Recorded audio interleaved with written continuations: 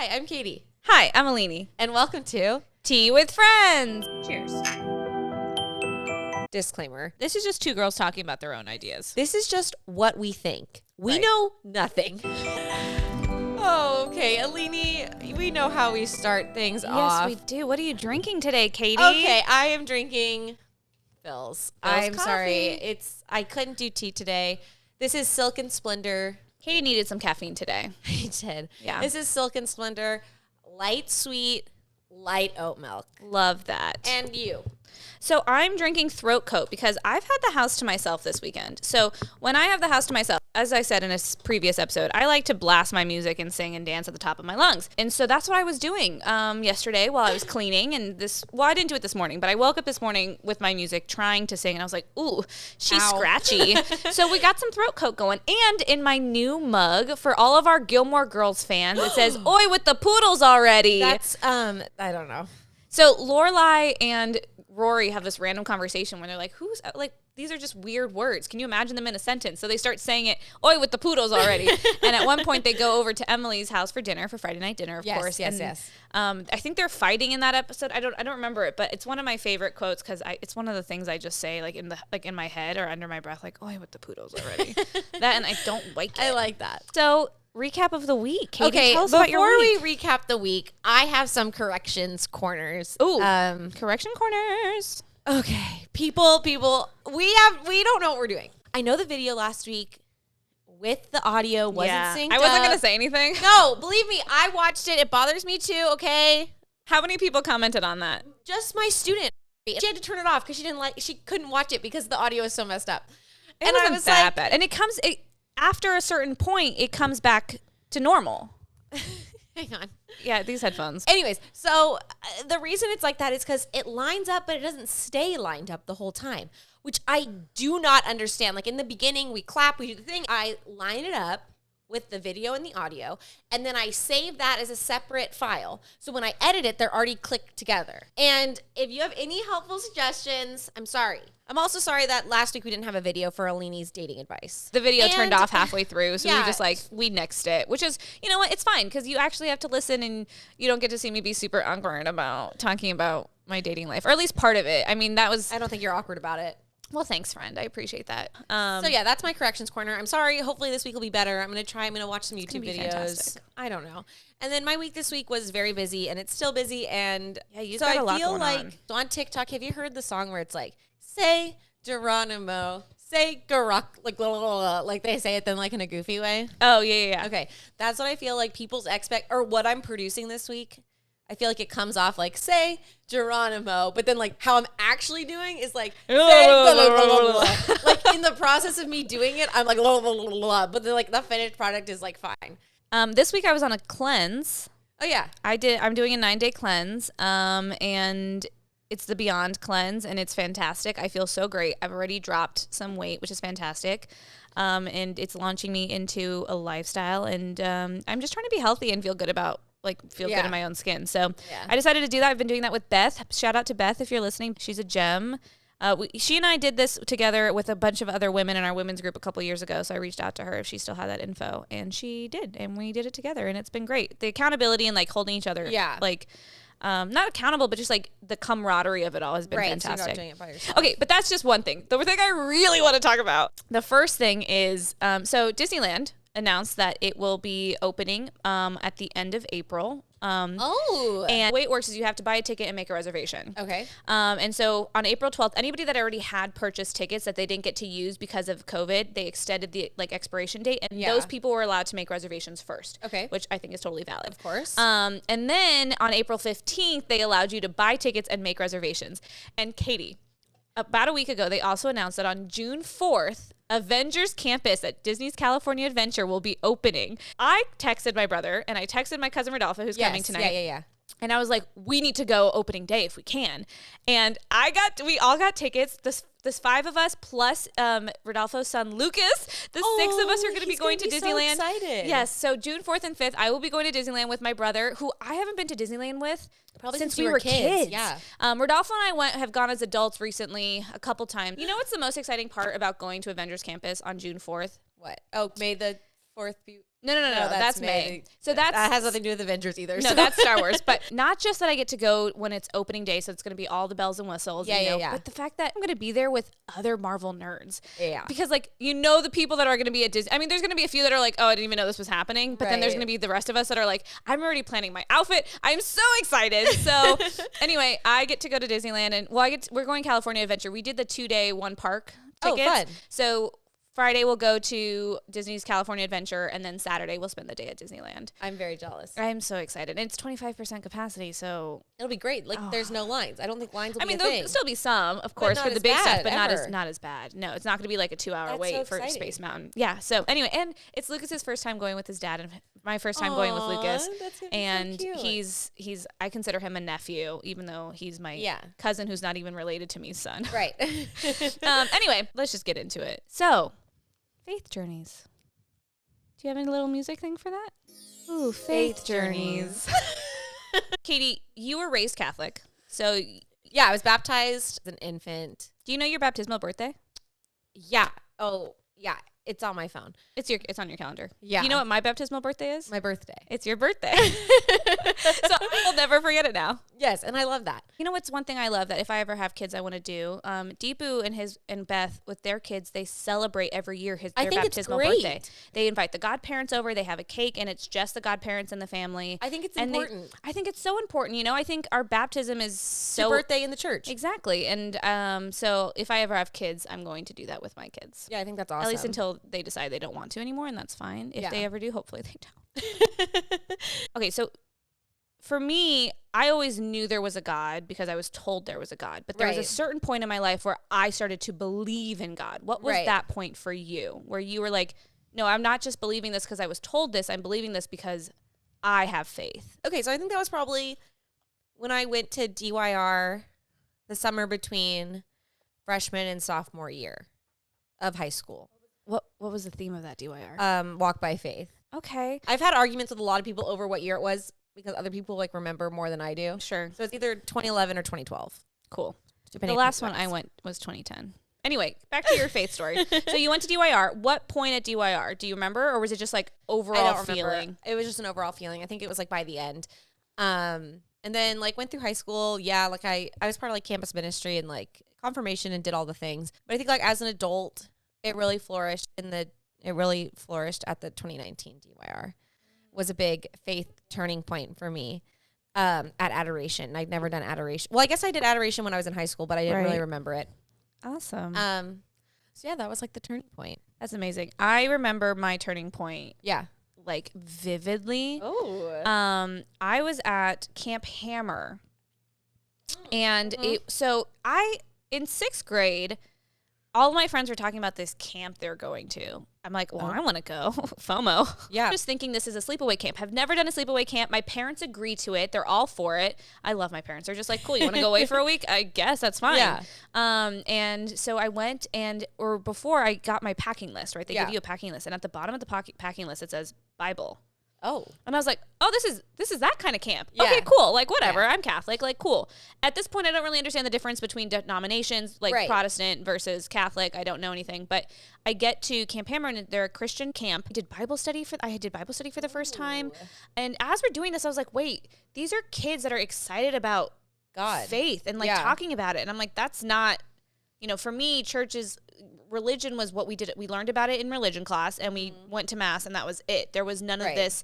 I mean, my first night at praise and worship, I was just like, what is this? This is amazing. Because you know me, I love to sing and dance, and that's what praise and worship is. But so the first day, I remember I saw people putting their hands up and feeling it, and I was very performative about doing that as well because I wanted to fit in. Yeah. But Wednesday night, because this is a Sunday to Saturday thing. You get dropped off on Sunday afternoon, and then Saturday morning you get picked up. And so Wednesday night, we were doing this kind of silent walk, and we had to go into the woods and kind of reflect. And I'm just wandering around in my head, in my thoughts, not really sure what I'm supposed to be doing because this is my first time on a retreat, really. And I remember I go into DK Hall, which is where they had the praise and worship and their main meeting space, and the song. Oh God, why am I blanking on it now? But there was a song. Basically about it keeps repeating I believe and I love and stuff like that. And I not perform at all. There was like 3 other people in DK Hall. Just had nothing. I just like completely just like dropped to my knees. And that was the moment where I was like, I felt Jesus's presence so strongly. And I felt this like wave of warmth and it was just so powerful. And I cried. I didn't like bawl my eyes out, but I cried, and I just had like kind of like a single tear situation. And it was so powerful. And everybody said when I went back to St. Joseph's my 7th grade year, everybody was like, Alini grew up so much this summer. What happened? Like she's matured so much. And I 100% think it had everything to do with the way I tapped into my faith. And from that point on, I think that I became a much more compassionate, kind, considerate person. I was looking out. I became the mother of my class. I was the one that's like, don't forget your Spanish homework. Like, you know. And that's when I think became the person that, or started to become the person that like God had always intended for me to become.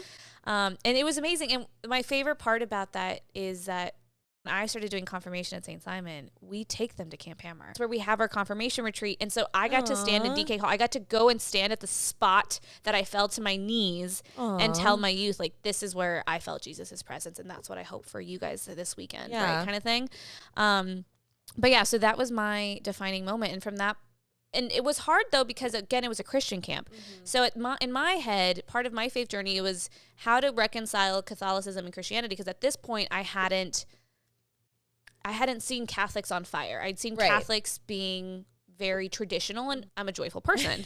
You know, I love joyful noise. And so DYR was when I solidified my Catholic identity, and not just my following Jesus and believing in Jesus identity. So, which was really cool. I love that. And my first DYR was the Pirates one. It was 2009. It was a summer going into junior or the summer going into junior year. Yeah, not the summer going into senior year. Yeah. Summer going into junior year. It's where I met John Kellett. Oh, I love it. Yeah, John Kellett is my oldest friend in the diocese because we were in the same small group. He had giant red afro. I wish he would do that again. And then because of that, that's where I joined St. Catherine's youth group. That's so cool. So were you ever part of a youth group? So at St. Mary's, we don't really have a youth group. It's more just like a confirmation class. And that's something I think that's always been, people have tried to change the different youth ministers. But no, I did the confirmation program it was 1 year. And that was it. Yeah. One of our listener questions I think I'm going to throw in at this point because I think it has to do with our faith journeys. Yeah. Trent, our dear friend Trent, he asked 2 questions. One's faith specific and one's not. And we'll get to the second one later. Yeah. But he wants to know, was there ever a moment when you truly questioned your faith and felt uncertainty about it? I can say definitely yes. When I broke up with my most recent boyfriend, I was very confused because leading up to that relationship, I prayed about it every single day. Yeah. I was like, God, I think this man is the man you have intended for me. If he's not, please take him out of my life. I only want what you want. I was very intentional about like, if this is a person you want me to be with, then lead me that way. If it's not, then I will accept that and I trust you. Yeah. And because again, when I first met this man, I was in the best, like my faith was the strongest it's ever been in my entire life to this day still. And so when we broke up, I was like, wait a second, God. What was the point of this? Why put me through this heartbreak and why lead me into this when I trusted you? I felt like my trust was broken, and that's where my faith kind of struggled, where I didn't see the purpose of it. Yeah, so that was the first time where I was like, is this a waste of my time? Should I really be trusting in this higher being when my life is not turning out the way that it's supposed to be, when I've been doing everything right? Like that mentality of, I've been following you, I've been praying, I trusted you. But at the same time, when I look back at it now, I realize that 2 months into that relationship, he became my priority, not God.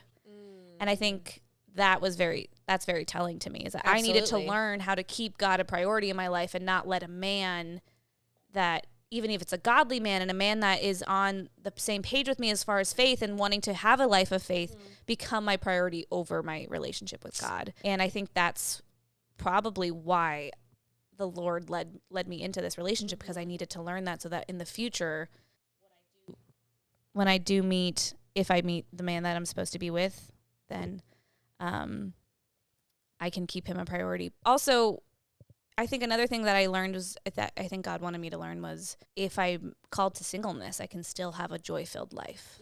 And I think that was the biggest lesson I learned from that breakup. Yeah. It took me a minute. It took me a while to get there, but I got there, and I think that's the most important thing. So what was a moment for you? I think it was actually recent. I think that it was like COVID, because I think over the last year, I think like the peak of my like faith hit. And then when quarantine happened, when we went into quarantine, I think my relationship with my personal parish and the diocese changed a lot, especially because it became not as much about ministry and more about like, no one else is doing this, so you need to do this. You know, ministry got really hard when we went to like everything virtual, and I was just kind of like, ugh. And then I left youth ministry, and I feel like because I wasn't still like part of like the group, like the diocesan group, most of my friends who like encouraged my faith, we were all like a group, and like we could all talk about faith, and like it was awesome. We were like doing stuff together, and then it just like fell off. And so then I had to become responsible for my own faith when I was so used to having like a group of people who were helping. Totally. Like lead that. And I think that's totally fair. I think it is easier for us to stay strong in the faith when we are doing it in community, because that's what, and I think that's what we're called to do. You know, I think we are called to be in community, but we can't solely rely on community to have a relationship with God. I think you're right. I mean, COVID was another moment for me where I was, you know, getting laid off from the church. This is hard. Right. This is really hard. Because it just changes your whole, like, how often you're at church, how often you're talking about, or how often you're teaching. Right. Well, and all teaching that. for me helps me in my faith, because as I'm teaching to myself, right? So I'm also reminding myself, you know, if I'm encouraging, and, you know, when I was doing youth ministry, if I was encouraging my youth to do something, I was like, I'm going to do it too. Yeah, I think that was hard, not getting to do that anymore, not getting to talk to my youth about faith, not getting to explore where I am in my faith and be more active in my prayer life. I mean, I stopped praying. I wasn't even watching virtual masses anymore. I would pray every once in a while when I was with people, but I struggled. I struggled a lot. I think I'm kind of coming out of that now because, like I said, you know, I've been doing my daily devotional, praying my rosary, and that's been really great. Yeah, and I think that, well, for me at least, when quarantine started, I was live streaming Mass in person every single day, 7 days a week for 3 months. And that like really, it ruined my relationship with going to Mass. And for a while, I did not go to virtual Mass. Like once I stopped doing that live stream every day, I was so over it, which I didn't like. There got to a point where I was like praying the rosary. What's the month of the rosary? May? Maybe it was last May. I prayed the rosary every day. Yeah, it's month of Mary. Yeah. I guess almost like a year later, I'm going to Mass again. You know, I did my consecration. That included like praying the rosary every day, like going to Mass, going to confession, and then still keeping that up. I really make it a point now to go to Mass once a week. Yeah, I do. I think I'm going to go to Mass tomorrow. I'm going to try to make a reservation. A rezo. I think I'm going to try to do St. Catherine's, though. Oh, that'd be fun. Go back to St. Cat's. It's been a minute. Yeah. It's been a minute since I've been at St. Cat's. Did you ever have a point in your life where you didn't necessarily like stop believing, or like your faith wasn't being questioned? It was not even present in your life, and you were just like living your life and like still being, you know, oh yeah, I'm Catholic. I was raised Catholic, but you weren't practicing it. Yeah. Like when I was in confirmation class, I was like the kid who would show up after, like I wouldn't go to Mass with everybody. I would show up after Mass just for youth group, which is so bad. Love that. And then when I was a youth minister, I was also just going through the motions for like the first year. Yeah. So for me, like I said, after DYR, I joined St. Catherine's youth group. So my junior and senior year, I was part of St. Catherine's youth group. I went on a mission trip. I got confirmed my senior year. I did confirmation at St. Francis. I was all for it. I was probably the one that was like really gung-ho about it and super excited. I invited all my friends to my confirmation. I was like, come see me get confirmed. I was actually bummed. St. Francis used to do confirmation Mass at St. Francis where the whole school was invited. And I was bummed that we were doing it at the cathedral because I wanted St. Francis, I wanted the St. Francis student body to be present at my confirmation. But my closest friends did come, and that was really special. But yeah, so after when I went to college, I had nobody told me what a Newman Center was. I didn't know there was a Newman Center. And when I went to Big Night, Sonoma State, they have this thing called Big Night where all the clubs come out. The one that I saw was InterVarsity, and they are a Christian organization. And so I joined their Bible study and was doing that the first semester. And then because I was young and silly, I prioritized my romantic relationship. And because, one of the things I really liked about this guy was that he was Christian. He wore a cross on his neck every single day. And I would invite him to join his own Bible study, or I would ask him if he would want to talk about faith, and he was just not about it. He was like, no, my faith is very private. And what he meant by that was that he just didn't have any kind of intention or desire to practice faith or anything. But it took me a minute to realize that.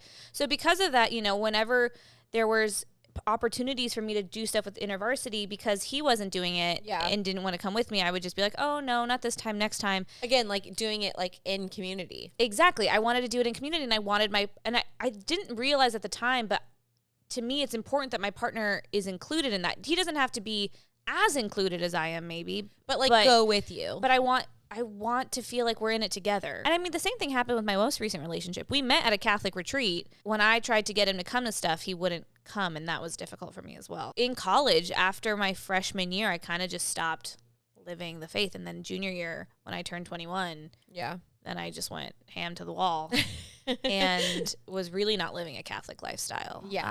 But it made my coming home to church, the prodigal daughter. I mean, I fell to my knees in the presence of Christ during adoration one night.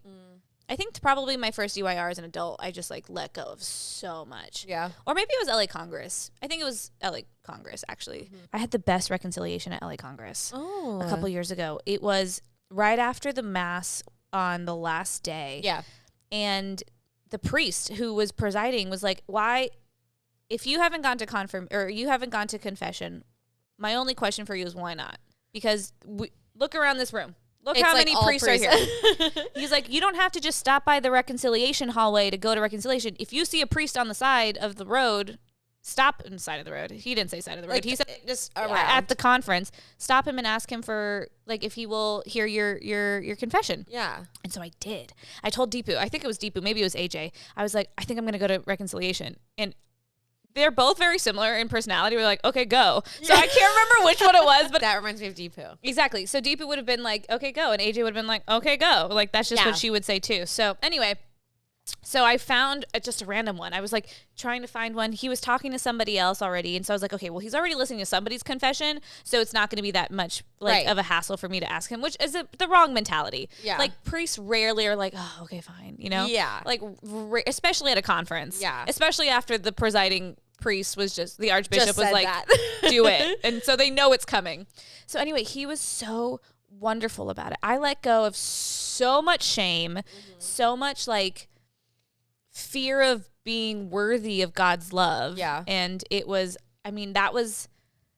that reconciliation was just so powerful. Almost as powerful as my first reconciliation at DYR with Father Larry. Aww. He was the reason that I stopped being afraid of reconciliation. And then when I got to go this time at Congress, I actually had a lot of stuff because when I went to Father Larry, most of my confessions in high school were I fight with my mom, I lie, I can be very vain, or whatever stuff like that. But then when I went to Congress, I had real life stuff to confess. Right. And so that was really powerful, letting go of that. What is your most memorable confession?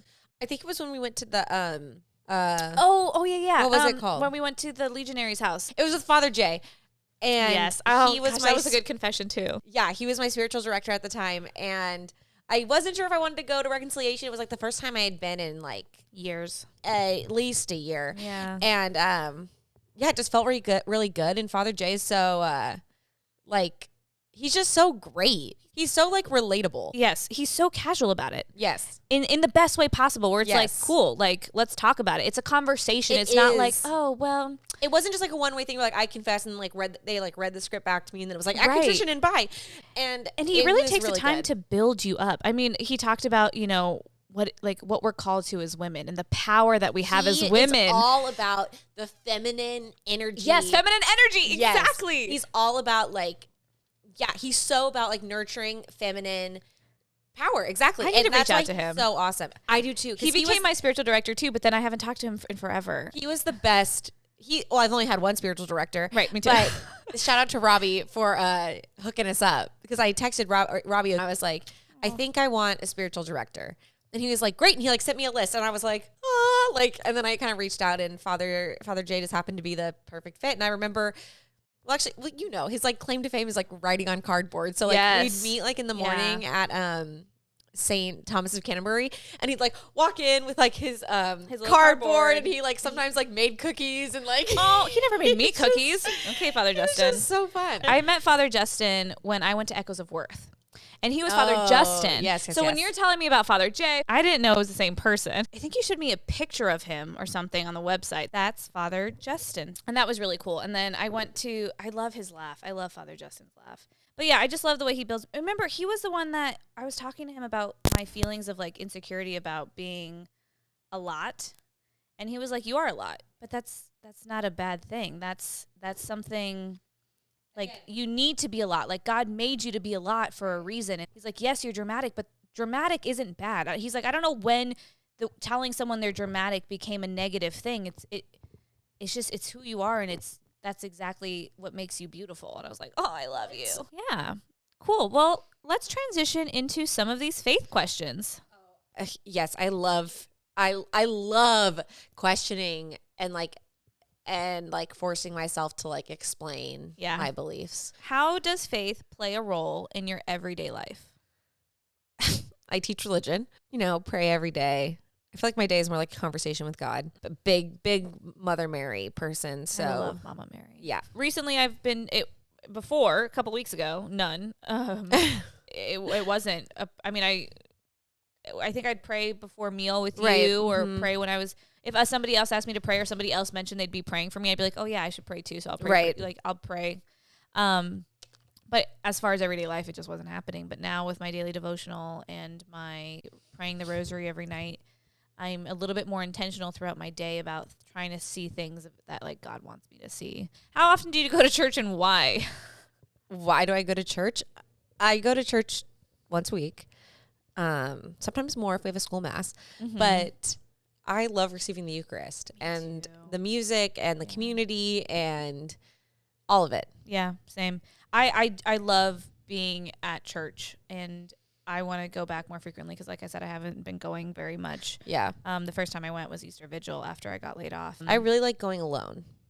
I like being there and like reflecting on my own. Yeah, I used to not like going alone. Yeah. But now I don't mind it. And I think I don't mind it when I'm at somewhere at like St. Simon where I can sit alone and be happy, but I know other people. Yeah. I think it's harder for me to go somewhere where I don't know anybody. But I'm excited. I'm going to try to go to St. Cat's. I think that'll if be I'm going to awesome. go do my taxes tomorrow at my parents' house, then, which I know I'm late. You'll be there anyways. Yeah, and I'll be down Yeah, there. I already got my tax return. I did my taxes so long ago. Okay. Well, the problem is Do you use TurboTax? So I usually do TurboTax, and usually I do it when my dad will get TurboTax and he'll do his taxes, and then I'll sit down and do my taxes with him. Even using TurboTax? You need help? I don't need help. I just get anxious, and I like having my dad explain things to me so I don't do it. I'm just terrified I'm going to get like the Tax IRS. evasion? Yeah, the IRS is going to show up at my house, and so I'm like, I need to get this right. I'm terrified of it. To me, I think TurboTax is so easy. I just like plug and chug. It is easy, but it's a comfort thing. Yeah, that's fair. It's a comfort thing. So I'm going to do it at my parents' house because I don't need my dad to like, usually what happens is he's literally just sitting there. We don't talk the entire time, but just he's like there. comfort. Yeah, it's weird. Yeah. I'm an adult, but like, am I? So when I did my taxes, they kept coming back to me that it wasn't right. And I was like, it was like my income from last year was coming up wrong. And I was like, I'm looking at my tax return from last year and it says, look at this box and put it in. It's not wrong. I called someone at TurboTax and they were like, put in 0 for your income last year. And I was like, what? Yeah, well, that's another thing. I've never had to file I filed for unemployment. So that's a whole new thing that I have to add to That's my income true. or into my income and for my taxes. So I don't know how to, I don't know how to It do just that freaks either. me out not having my dad around. And so, which is probably why I've put it off so long. So my dad's Yeah. been telling me, like, do your taxes for 3 weeks. And I haven't been able to sit down and do it because I'm a child when it comes to taxes and stuff like that. Eventually I'll get it together. But Yeah. right now I'm just going to rely on You know, you don't have a lot of assets. It's easy. It is easy, and it's really just a comfort thing. So tomorrow, I'm going to go to St. Cat's. Anyway, back on track. I'm going to go to St. Cat's for Mass since I'll be in Morgan Hill doing my taxes anyway. Who is your favorite saint and why? I love this question. My favorite saint is Saint Dymphna, patron saint of mental illness. Yes. She's on my top 5. But Yeah, she's okay, not my who's your number favorite. 1? Do you not know? No. Saint Bernadette. Oh, wait, I think I did know Yeah, that. Saint Bernadette is my confirmation saint, and she's been my homegirl since you know those saint videos you watched as a kid growing up, those cartoons? Well, mine were in Portuguese because, you know, I'm Brazilian. I don't know what it was about Bernadette, but she was my favorite, and so I want to one day go to Lourdes and Oh, that sounds amazing. I know, because I've been to Fatima, and that was Yeah. amazing. So Our Lady of Fatima is my homegirl and Saint Bernadette, but I love Bernie. Do you have a favorite Bible verse? Oh, I wrote mine down. Okay, so my favorite Bible verse changes often. And right now it's Ephesians chapter 2 verses 8 through 10, which is for it is by grace you have been saved through faith, and this is not from yourselves, it is the gift of God, not by works, so that no one can boast, for we are God's handiwork created in Jesus Christ to do good works which God prepared in advance for us to do. That is my current favorite. I love that. My all-time favorite. My current favorite's constantly changing. I do like the ones for I know that I have the plan for you, and I think that's Proverbs something or other. There's one that I liked at the beginning of quarantine that was for perhaps this is the moment for which you have been created. Well, the one that's my favorite of all time, and I know it's cliche, but I swear I have a good reason for it if you hear me out. Corinthians 13, we all know it. Love is patient, love is kind. It's reoccurring in my life. Okay. Not just because everybody talks about it, but the first I heard it was obviously A Walk to Remember. Oh, that's really pretty. And I didn't know it was a Bible verse. Oh, okay. And then for my 8th grade graduation, I was selected to do the reading. Uh-huh. And that was the reading that they selected me That's to do. a classic. And it was the whole one. And my favorite part isn't the love is patient, love is kind. Yeah. My favorite part is, so these 3 remain, faith, hope, and love. But Yeah. the greatest of these is love. And then when I was planning my first retreat, Yeah. I wanted to do faith, hope, and love as the theme. Yeah. And then I was like, oh, but that's so Cliche. I was talking to Father Work about it. He's like, well, why don't you just look at the readings for the weekend? And I was like, oh, duh. And the second reading for that weekend was Corinthians. And I was like, So it was meant to be. so it was meant to be. So the first retreat I ever planned on my own that was the theme of it. That was the Bible passage for that week's Mass. For me, it's reoccurring. And when I was moving out, I found, I have it on my wall. I don't know if you've seen it. Like, I know it's cliche and everybody, I'm like, oh, I'm just that basic Catholic girl. But there's so much more to it. And because That's of fair. how it's popped up in my life and That's the fair. way it's popped up in my life. It's not just like, oh, love is patient. I mean, that's great too. But yeah. it has some like emotional connection to it. So that's my favorite. Okay, next question. Why are there so many translations of the Bible, and which is your favorite? This is a great question. So isn't like the one that's like pretty standard is like NIV? I have no idea. I don't know what standard. I will say that I hate the children's Bible that St. provides for 5th through 8th. Interesting. It does not line up with the readings at church. It does not line up with anything you Google. Nothing matches up. Like the verses don't match up, like nothing. And it drives me insane. So I know that I don't like that version, whatever it is. yeah. I don't even know what my Bible, I don't know. What What is the USCCB? I forgot. I wanted to do this thing where we show what's in our Bibles, but I didn't bring my Bible. Crap. My Bible's at work. Approved translations from the USCCB. For those of you that don't know, that's the United States Council It's a of Conference of Catholic Bishops. New International Version. I think that's the one that's like, oh my gosh, they only have a few that are approved by the USCCB. Anyways, I don't know why there's so many translations. Yeah, I I think some are more like not approachable, but like easier to understand. It's like more Right. basic English. Right. It's been translated into everyday vernacular. I don't have a favorite version of the Bible. I have a weird relationship with the Bible. Okay. When it comes to the Bible, everything's important, right? Everything you can draw from. But the only thing that's telling us how we should live our lives The Ten should be the Commandments? gospel. Oh. I mean, the 10 Commandments are part of it because, Jesus reinforced that. But if what I struggle with is when we're drawing from things and making like really broad rules or Statements. yeah, from Leviticus. It's everything. Things get taken out of context. And that's what's so hard. And that's why I'm like, this is a gospel. This is what Jesus said. If Jesus didn't say something about this, there's a reason he didn't say something about this. I think the writers are inspired by God, but I think that they use dated comparisons that we can't ever make sense of. And we have to remember that things can't be taken out of context. So it was a different time, and their examples are different because men and women were viewed differently at the time. Yes. And it doesn't directly translate to today. I do believe that that the people that wrote the Bible were men of faith. Because again, it was written by men of faith who were very in tune with their faith and were very connected to God. And I'm sure that there was some kind of divine inspiration there. But I also think everything has to come back to the Gospels. How does this relate to the Gospels?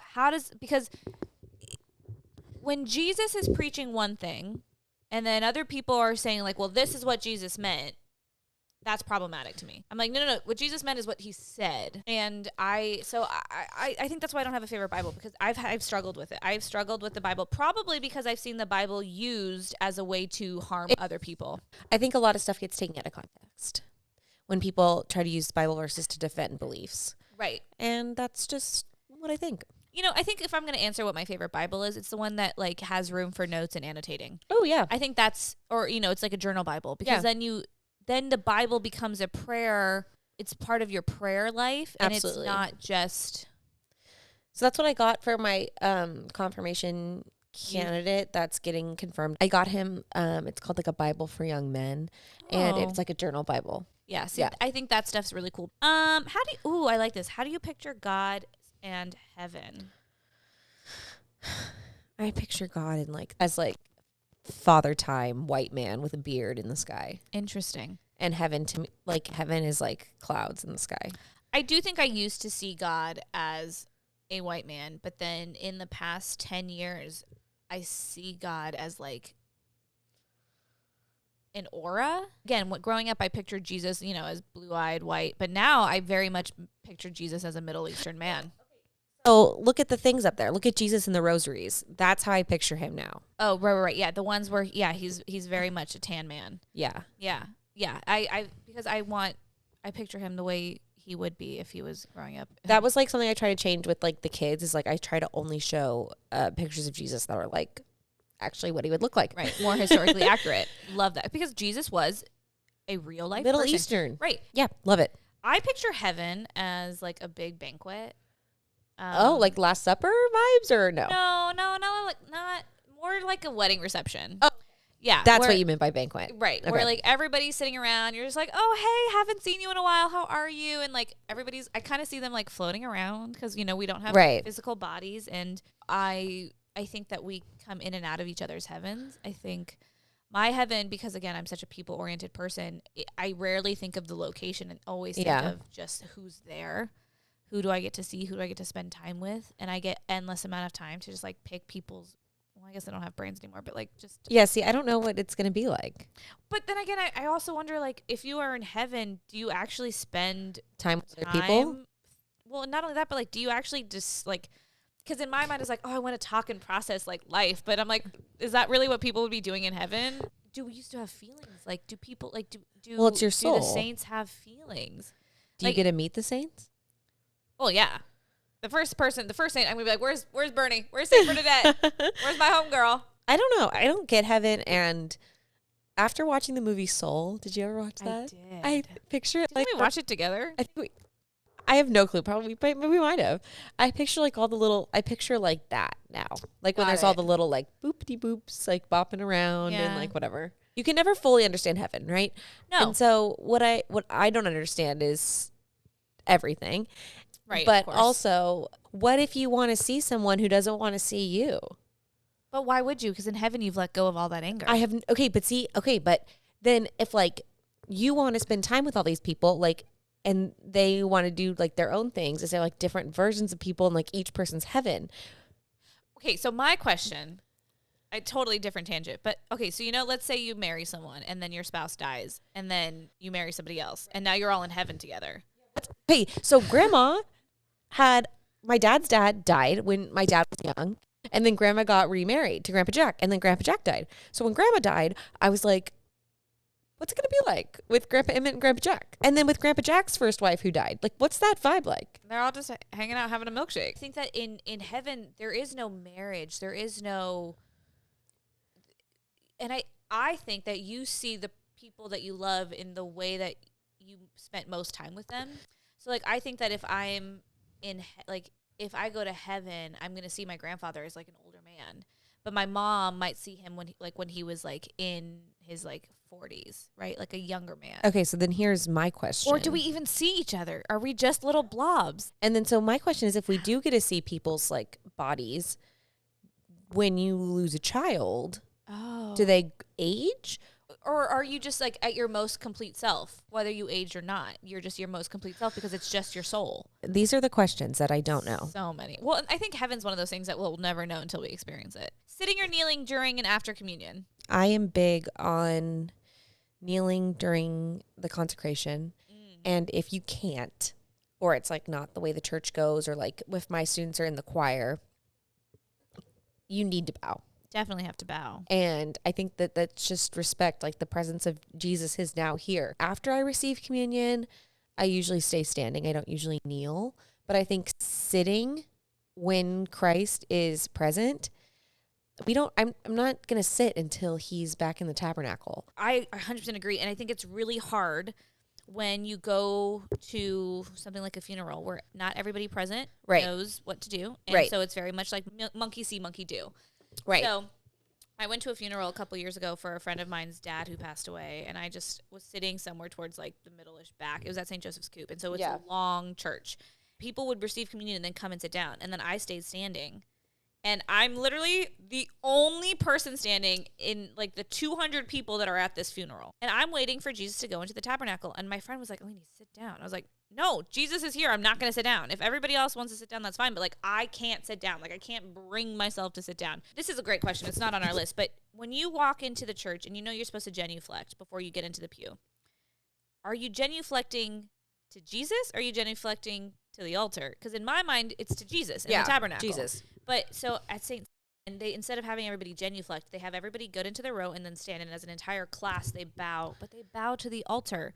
And Jesus is like over there. And I'm like, well, I guess you can bow to the altar because it's like a sacred space. Right. But in my mind, I'm like, so what I love when I was at St. Joseph's, Nancy, the third grade teacher, she would bring the kids in through the chapel and they would genuflect in front of the tabernacle before they go to their seat. I bow as soon as he's in eyesight. So if I'm walking to my pew at St. Simon, I like stop halfway through the aisle and just like do a quick little bow. Yeah, I didn't answer that question, but for me, kneeling or standing is fine. I will do what the congregation is doing because I do believe in doing it in community. Yeah. But I don't sit. And again, if people aren't able to stand, then that's totally fine. Different. Beliefs on heaven and hell. Okay. I've had a lot of time to think about this. I'm excited. Because my students are always like, yes, heaven, hell, purgatory. Yeah. And I love it. So there has to be evil for us to know what good is. So I do believe there is a heaven and a hell. Yes. Now, I also believe that we have a merciful and forgiving, loving Father. Amen. Do I think that people necessarily go to hell? No. Do I think that people spend a long time in purgatory? Yes. Do I think that people can spend an eternity in purgatory if they refuse to, accept Jesus and God and, all of it? Yes.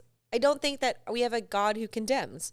I think that he is patient and he is merciful, and if it's like going after the one. Right. He'll never abandon us. He won't abandon us. Not even in death. Yeah, exactly. Even if it's like the worst person who is just constantly denying God, and I think that he will continue to search that soul out in purgatory. I don't know if God condemns. He could, but I don't think he does. Yeah, I don't see God as this judge and juror where he's like, oh, well, here's all the things you did. Like, in like The Good Place. Here's your tally of all the good and bad stuff you did. So this is where you're now going to go. And so that's why it really frustrates me when any person, especially devout Christians, tells someone they're going to hell. Because it's not their job. You don't know. You don't No. know this person's life. No one knows literally anything No, seriously. on earth. You don't know anything. So stop telling people where they're going to end up because you don't know. And you can talk about, like, you know, we're taught this is sinful and we should strive to do this versus this. These are all very, you know, Real things, They're yes. real conversations that should be had, especially with our children as we're raising them to make decisions for themselves. Right. But to tell someone that because of a certain behavior, or because of something they said or whatever, they're going to hell, like, nope. Even You can't- priests. you Even can't- priests. I don't think priests. I don't think No. anyone can condemn. Because I No. told you I went to reconciliation that one time. Yes. And he was like, well, if pisses me you off. died tonight, It you would have pisses gone me to off. hell, No. and you wouldn't have been in a state of grace. And I was like, if you didn't come to reconciliation, Exactly. Especially because God is merciful. God is loving. God pursues us. So this concept that, like, people would, I honestly believe if someone was going to go to hell, if a soul was going to go to hell, it's only because in death, when they encounter God, they still choose to defy and to deny and to turn their back on God. but does God put a time limit on that? On how many times you Well, deny? I don't think time exists in the afterlife. Okay, so then does God condemn, or does the devil pull you down? And it's your omission to the devil instead of God being like, I think you're condemned. I think you'd have to choose the devil. I think you'd have to be like, no, God, no thanks. Don't want to go to purgatory. I'm going to go yeah. to hell. I don't think it's a God thing. I think it's a you thing, an imperfect human thing. Right. And I think that souls, once they've, and again, I'm not an expert, but in my belief is that in souls, once they have left their earthly bodies, they encounter God and they have a choice. They can work through whatever sins that kept them from being in a state of grace in purgatory, or, you know, because of confession is instantaneous, you can also do that instantaneously. Okay, but here's this. I heard somewhere, I think it was Father Mike Schmitz, where it was like everyone goes to purgatory because the Right. point of purgatory is to cleanse, purify. to purify. And And only like saints go straight there. right, because we have to cleanse ourselves of our human, probably even our human trauma. Our human imperfection. Yeah. Yeah. I mean, that's how we become saints. is Right. We're shedding joining all the of community that of saints. all of that stuff.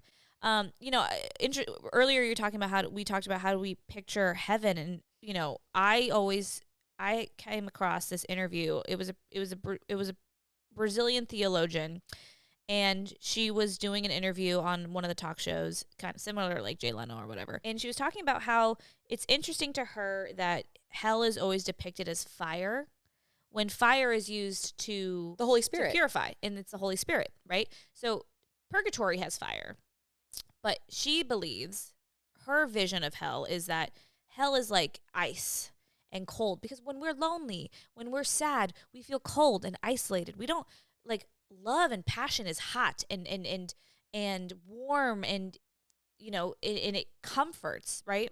Her whole thing was when it says when hell freezes over, she's like, hell's already frozen. Or That's even her like whole thing. the fires of hell is always Right. spoken of in the Bible. Right, exactly. Which again, it could be because fire could also be a torture mechanism, but I don't see something that is a symbol of the Holy Spirit also being in hell. I just don't. Disclaimer. This is just two girls talking about their own ideas. This is just what we think. We Right. know nothing. We're not experts. This is just Didn't our study theology. our thought. You guys, spoiler alert: nobody that's died has come back and told us. Literally. So great. Love that. So you don't know? Fantastic. No. Oh, I love it. One time I was subbing 4th grade and they asked me like, what's heaven like? I was like, I've never been, so I can't tell you, but this is what I think. Yeah. What do you guys think? And Yeah. we had a beautiful conversation about how they pictured heaven. I think the whole part of like developing your faith is like being comfortable not knowing certain things. I mean, that's what faith is we believe there's an afterlife and we can imagine it and talk about it. And I love talking about it and exploring it, but we'll never know. We'll never know. and the thing is we'll never fully understand the Bible or the teachings or the leadership. Why exactly? I mean, God, we're going to get there and God's going to be like, it's so funny that you focus on all of this, but you didn't pay attention to this. And I think that's what we're called to do as Christians. We are called to take care of one another and stop telling people how to live their lives. Well, at the end of the day, the biggest teaching is to love one another. Exactly. And do we do that? No. I mean, some of us do, but a lot of the thing that Well, and humans are imperfect, so you Humans can't are always imperfect. love everyone. no, and that's fair, and and there is boundaries, and you have to take care of yourself, and you can't, certain people are not healthy for you, and that's okay. But you can still love them. You can still love them and appreciate them, and not condemn. condemn, and pray for them. I mean, that's what we're called to do, and it's hard. Don't get me wrong, it's hard. There's plenty to pray of people for your that, enemies. there's plenty of people where I'm like, okay, meh. Yeah. But like, we're called to love the people we don't understand, and even if we believe they're living a sinful life, We're still called to love. we're still called to love and be in At the community end of the with day, them. that's the biggest rule. Yep. Why does God allow bad things to happen? What I believe is that I don't think God allows bad things to happen. I think bad things happen, and God creates opportunities for us to seek him out because of it. Right? When a bad thing happens, we have a choice. We can let that tear us down and destroy us, or we can seek God and allow him to use whatever suffering we're having to find joy and to bring us closer to joy and closer to him. Well, not even joy, but learning lessons Sure, and exactly. finding God in Right. dark places I mean, and in the corners. I think that you're right. God's not a puppet master. He's not here being like, oh, well, now Alini's going to go and do this. It's like we have agency. We have free will. I do think that the Lord has some stuff reserved for us, and that but it's not like, oh, I'm not going to let Alini find the love of her life until this point. It's not like that. It's Yeah. just like Alini's going to find the love of her life when she makes the choices that will lead her there. Yes, I think God has a plan for our lives, a vision, but it also relies on our choices, Yep. how we get there, when we get there. Yeah. And again, we live in an imperfect world. We don't know why there's disease. We don't know why these things happen. But God gave us these complicated bodies. We live in a complicated world. And our journey to heaven, our journey to Christ is through navigating these horrible, complicated situations. Yeah. Well, and I think you're right. Like, in order for us to know true joy, we have to know true sadness. And in order to know There's peace, suffering. we have to know pain. Jesus suffered on the cross. And I think it's an important thing for us to recognize that suffering's going to happen and it's going to test us. And that's okay. That's the point. Yes, that's okay. And things that are forged through fire come out incredibly strong. I'm a stronger person because of all of the things I suffered. Look at all the saints. They all had hardship. Every single one of them went through And it's about something. being steadfast in your beliefs, Yeah. in your faith. Okay, great. Love that we answer that. How does the Holy Trinity work? I love this question. I have drawn so many triangle diagrams. This is this is that, but this is not this. God is the Father, God is the Son, God is the Holy Spirit, but the Son is not the Father is not the Holy Spirit, but they're all God. Yes. God is 3 in 1. 3 in 1, Yes. which is like, how? I don't Because know. it's God.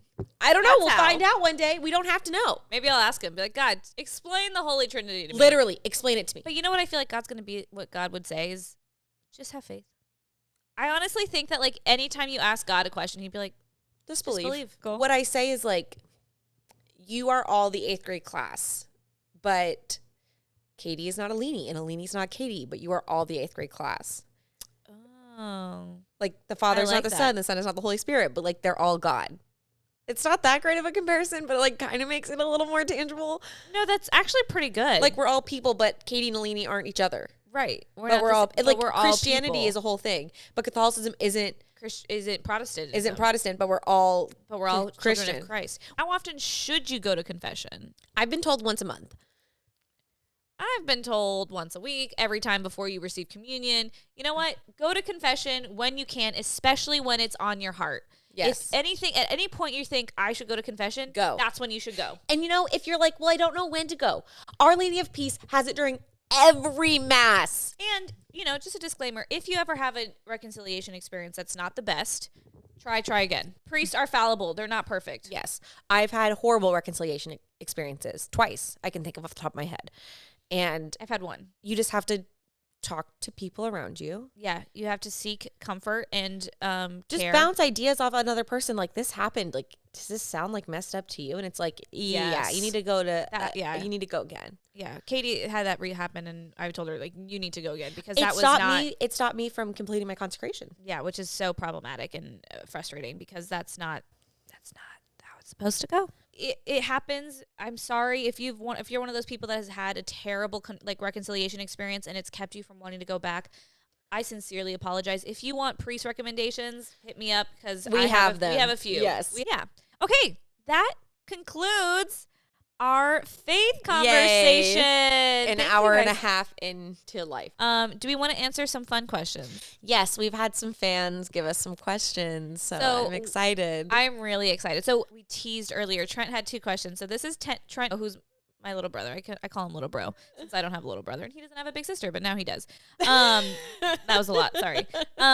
His second question was, do you wet your toothbrush before or after you put on the toothpaste? Both. I wet it, and then I put toothpaste on, and then I wet it again. But I never let the water run. Oh, good for you. Look at you looking What out do you for do? our earth. I wet it before, put the toothpaste on into my mouth. Love it.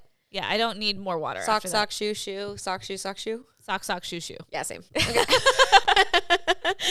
Okay, Simon, my good friend. So Simon is the groom for the wedding that if we ever go to London, marrying Audrey. Fabulous. So when Audrey and Simon started dating, Simon tried to set me up with this guy named Kevin. And Simon's question on Instagram was, "Why did you break Kevin's heart?"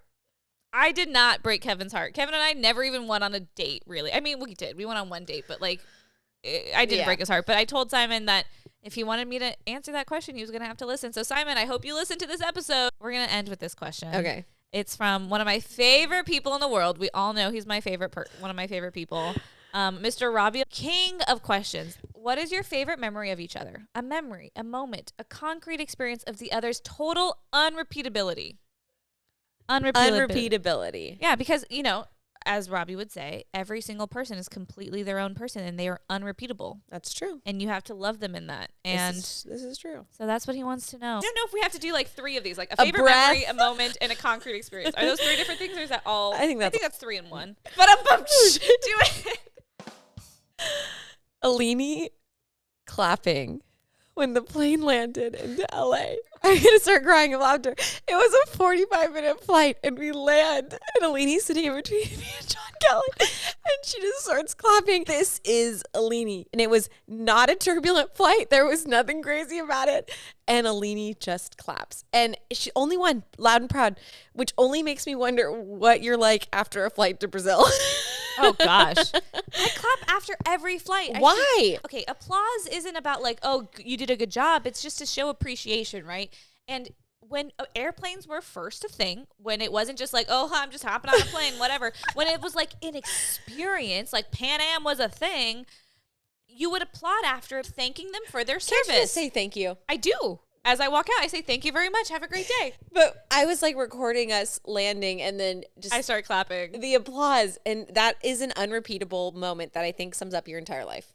Yeah, I mean, I just like to give people thanks. Flying's a big deal, you guys. I don't think you understand. I know it's like whatever nowadays, but when you think about the mechanics of this giant metal bird-looking thing taking we off. can't talk about it too much because then I will not get on the plane to New York. Okay, because I hate flying. And flying's whatever. It's fine. It happens all the time. So I applaud myself after a flight. I'm like, Katie, you did it. Well, and you know what? You didn't have a panic attack in the air. When we fly to New York, I will applaud for you and the crew. If I can make it on that far of a flight and not have an absolute mental breakdown in the air where I feel trapped on an airplane. But if you do, I'll take care of you. Exactly.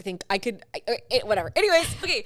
My favorite memory of you. Unrepeatable. An unrepeatable moment where it's just like. That's Katie. Every breath you take. Every move you make, every smile you fake, every breath you take. No, every tear you something. Every tear you make. You don't make a tear. Every tear. Yes, you make a tear. Every tear, every tear you make, I'll be watching you from this moment. Okay, but I do need. I know. I need an unrepeatable. I need an unrepeatable moment. How did you think of that so fast? I do, but I want something that's like, the problem is I'm trying to think of something that's like fun like yours, but it doesn't have to be fun. My brain always just goes to every time we sit down to like talk about what's like on our hearts. One that keeps coming to mind is we were walking on the trail with Millie and we were just like, I think it was the first time that you and I were like talking about something that like bothered us in our friendship. Do you remember this? No. Okay. Well, whatever. And you were just like so nonchalant about it. And I was like really nervous about having this conversation. Oh, yes, I do remember. And you're like, okay, cool, great. I'll be mindful of that. Totally remember. And like that's so unrepeatably you. You're like, oh, totally. True. Like if I point something out to you, you're like, oh yeah, got it, cool, great, moving on. And like, there's no like, That's true. there's no like, well, what do you mean? Well, like, let me explain my. There was just like, you're just like, cool, okay, I see that, and I think that's very unrepeatably you, where you're just like, cool, yeah, got it, see it, and it can be in anything. It can be literally anything. That's true. That's just how you approach life, and I think that's really great. Thank you. You're welcome. I don't know if that was a good answer. It was a good answer. I feel like mine wasn't deep enough. Yours was hilarious because I think it's very It is telling. you. It's just very joyful and like unapologetic and like. Okay, so funny story. When I will not get out of my head. Okay. So I like to clap in general. I'm a clapper, right? Let's just be Yes. real. So I went to go see Phantom of the Opera, Yes. and you clap at a show. It's a natural thing, Right. But there's the opening scene of Phantom. For those of you who haven't seen it, it starts off at an auction. So during the auction, they're selling parts, and the actors are clapping once they stop. Actors. They stop when they sell like lot 3 whatever, and they sell it. It's like sold to, and like the actors start clapping, and me in the audience starts clapping too. And then one of the actors kind of like side eyes me, and I was like, oh crap, I'm not. Everyone's like, Who I was in the heck first is row. she? I just did one of these.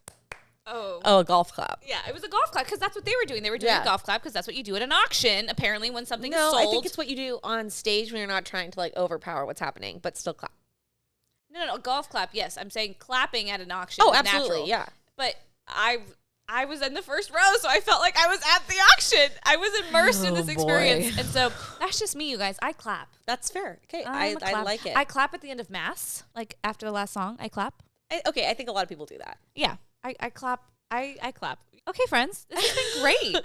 I hope that you enjoyed this episode on faith and all the stuff we talked about after. Please make sure to check us out on social media. Social media, Instagram, YouTube. There will be a YouTube video this week. I will try my best with the audio. And if you have any Oh, I forgot to say, I wore my Hooray for Jesus shirt. Jesus. Oh, I should have said that in the beginning.